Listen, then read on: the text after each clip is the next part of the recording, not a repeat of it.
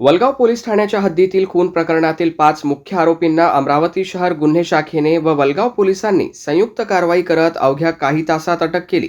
आरोपी पळून जाण्याच्या तयारीत असताना भातकुली बसस्थानक परिसरातून त्यांना ताब्यात घेण्यात आले।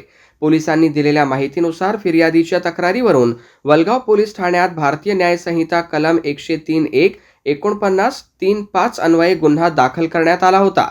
या घटनेत संजोग विकास जोशी व त्याचा मित्र ऋतिक पंडित याच्यावर जीवघेणा हल्ला करण्यात आला होता। उपचारादरम्यान संजोग जोशी यांचा मृत्यू झाला। घटनेची गंभीर दखल घेत गुन्हे शाखेचे पथक व वलगाव पोलिसांनी तातडीने तपास सुरू केला। आरोपी विक्की उर्फ गोलू विकास उगले, मिलन गोपालराव तायडे, अनय दिलीपराव नागविदे, अनिकेत विलास मेश्राम आणि सुमित सुधाकर सुरडुजे यांना भातकुली बसस्थानक परिसरातून अटक करण्यात आली। प्राथमिक चौकशीत आरोपींनी गुन्ह्याची कबुली दिल्याची माहिती पोलिसांनी दिली। सदर कारवाई पोलीस आयुक्त डॉक्टर राकेश ओला, पोलीस उपायुक्त यशवंत सोळंके, श्याम घुगे, प्रांजली सोनावणे, सहाय्यक पोलीस आयुक्त कैलाश पुणकर, निलेश ब्राह्मणे यांच्या मार्गदर्शनाखाली गुन्हे शाखेचे पोलीस निरीक्षक दिनेश दहातोंडे, पोलीस निरीक्षक अतुल वर, वलगाव पोलीस ठाण्याच्या पोलीस निरीक्षक रीता उईके तसेच गुन्हे शाखा व वलगाव पोलीस ठाण्याच्या अधिकारी व कर्मचाऱ्यांनी पार पाडली।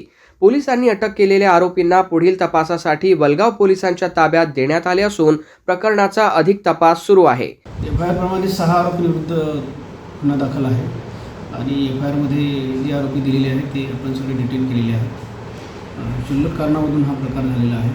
त्यांची काहीतरी आधी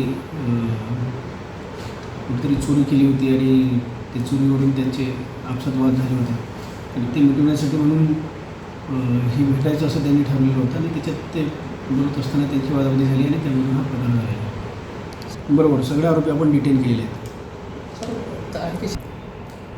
आम्ही कायदेशीर प्रक्रिया पूर्ण करत आहोत। गुन्हे दाखल करून आपण आरोपीला अटक पण करत आहोत आणि आता त्यांच्या इंटरनल डिस्प्यूटमधून झालेला हा प्रकार आहे आणि त्याच्यामध्ये जे इन्व्हॉल्व आहेत त्या सगळ्यांना आपण अटक केलेली आहे। त्याच्याबद्दल कायदेशीर कारवाई पण केलेली आहे।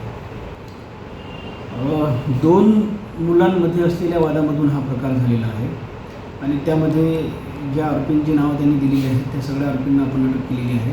परिस्थिती ही जी आहे ती एकदम शांत आहे। कुठल्याही प्रकारचं वातावरण तिथे तणावाचं किंवा असा प्रकार नाही आहे। नागरिकांना मी हेच आवाहन करेल की ज्यावेळेस अशा घटना घडत असतात त्यावेळेस त्यांनी पुढे ॲडव्हान्समध्ये जर पोलिसांना माहिती दिली, समजा त्यांच्यामध्ये काही इंटरनल वातावरणावर अशा काही घटना घडत असतील तर ती माहिती जर त्यांनी ॲडव्हान्समध्ये आम्हाला दिली तर आम्हाला प्रिव्हेंटिव्ह मेजर्स त्या ठिकाणी घेता येतील।